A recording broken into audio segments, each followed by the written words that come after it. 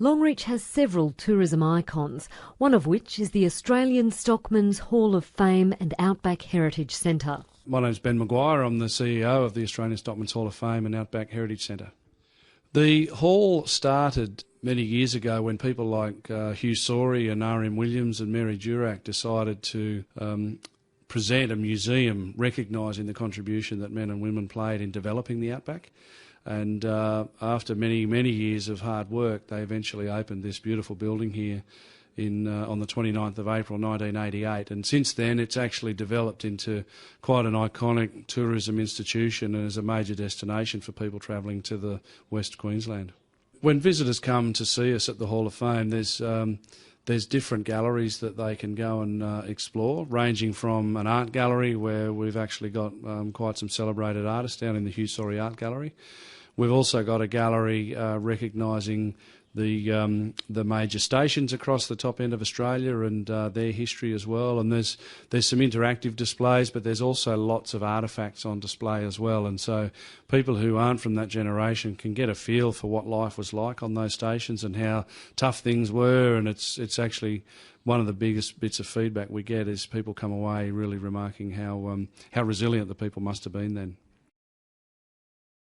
When a visitor arrives at the Hall of Fame, there's a theatre that seats 150 people and we play them a movie, and that runs for about 15 minutes. And it transitions from what life was like in the old days right through to what life in the outback celebrates today.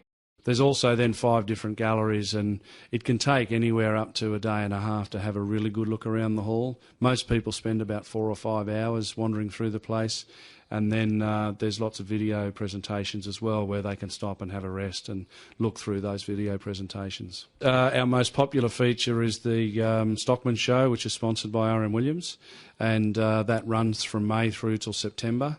And it's where people can go outside to the rear of the building. We have an amphitheatre, and a stockman comes through on his horse with the dogs and the sheep and actually tells the story of the days of old. And after the show, people can go up and sort of, have a yarn to him, and that's a very popular show.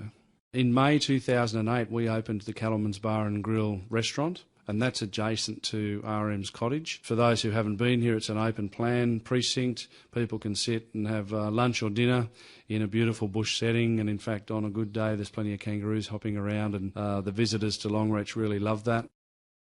Engaging the next generation of Australians is an important part of our strategy. A lot of the displays at the moment are geared around maybe the older generation, and we're starting to work on I guess keeping the interest of the younger people so that we can get that next generation involved. The Stockmans Hall of Fame appeals to many people because of the history that it represents, and what Australia is about and its identity day is actually built a lot on what sits inside this hall, particularly even only a generation ago, the people who built the place. And the way that they lived their lives and developed Australia is so remote from the way that we live our lives today, and there's a fascination and a pride in most Australians, and even our international visitors always leave here in awe of how those Australians really developed the outback. So what do you know about Australia's bush heritage?